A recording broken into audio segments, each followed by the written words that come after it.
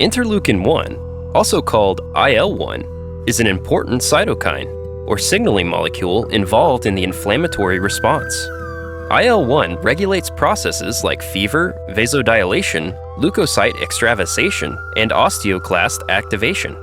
In this mnemonic video, we'll cover all the important functions of IL-1. First, take a look at our cowboy.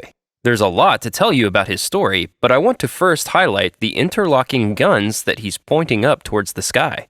Interlocking objects are our recurring symbol for interleukins, a type of signaling molecule used by the immune system.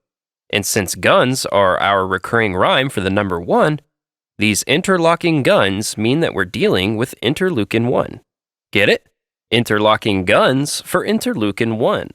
They're the interleukin-1 interlocking guns. Next, take a look at this cage. Our cowboy, the most wanted man in the West, was imprisoned in this cage-like jail by the local sheriff. This cage is our recurring symbol for macrophage. Get it? A cage for macrophage? Or macro cage? It's the macrophage cage. Little did our sheriff know that no jail has been able to cage our cowboy with the interlocking guns for long. With his gunslinging skills, he made easy work of the guards and broke out of jail. And now he's got his guns interlocked over his head in triumph, almost as if he's taunting his captors.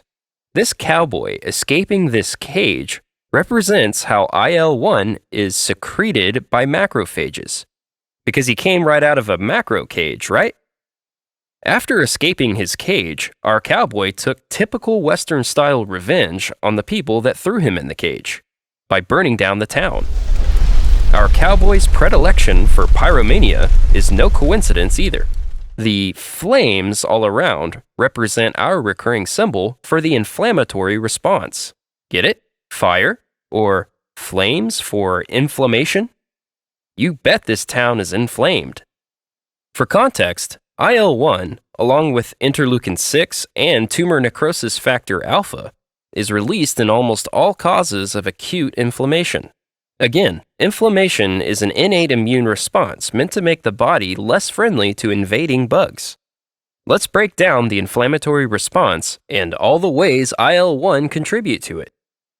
IL-1 increases capillary permeability, which allows signaling molecules and other white blood cells to move from the blood vessels into the affected tissues. In addition, IL-1 causes vasodilation, increasing overall blood flow, and therefore white blood cell delivery to the inflamed area. Lastly, IL-1 increases activation of the endothelium to express adhesion molecules, which allows white blood cells to bind to the endothelium, a crucial step in their eventual extravasation out of the vessel to the target tissue. All of the above manifests clinically as warmth, redness, swelling, and pain, called the cardinal features of inflammation. Functionally, these inflammatory effects help white blood cells enter affected tissue sites, which obviously works to protect us from infection. Next, take a look at the sweat rolling off our protagonist's face. We are in the desert, after all. Can't imagine all those flames are helping either. All this heat should remind you that IL-1 causes fever. In other words, IL-1 is a pyrogen, since the fancy name for things that cause fever is pyrogen. The word pyro is actually Greek for fire. For example, think of words pyromaniac or pyrotechnic. In addition, words that end in gen tend to be the producers of something. Think of the word generate. So, combining pyro and gen, we get fever producer, a pyrogen. To cause fever, IL-1 first travels to the brain, where it enters cells and leads to the production of prostaglandin E2, or PGE2, from arachidonic acid. PGE2 then travels to the anterior hypothalamus, where it increases our body's set point for temperature, causing fever. This is a lot of detail, so just remember IL-1 causes fever and you'll be set for most questions on test day. Next, take a look at the bones underneath the cowboy's feet. Looks like the skeletal remains of dead cattle. Aren't there always decayed bones in Western movie deserts? And cowboys love to just crush them into the ground. These decayed bones represent the fact that IL-1 promotes osteoclast activation, which leads to bone resorption. On top of the fact that these bones are naturally withering away, this cowboy is also actively crushing or destroying the bones, which should again help you remember how osteoclast activation causes removal or resorption of bone. Before the interleukins were named, IL-1 was actually called osteoclast activation factor.